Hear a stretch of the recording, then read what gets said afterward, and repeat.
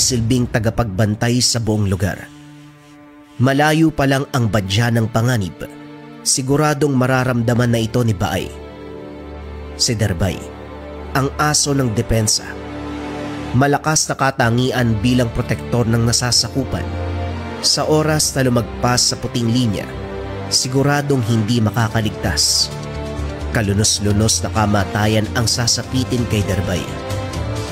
Samantala si Suod, ang mamamatay aso, ang pinakamabilis, manunugis, tagapatay, pinakadelikadong aso sa kanilang tatlo.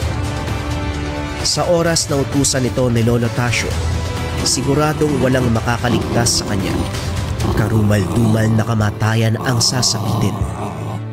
Isa sa mga hilig ni Suod, bigyan ng dahan-dahang kamatayan ng biktima.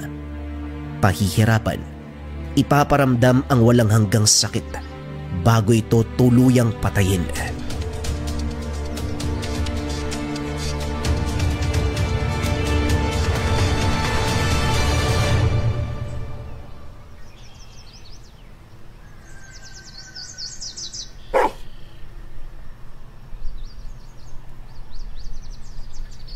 Ayos to ah.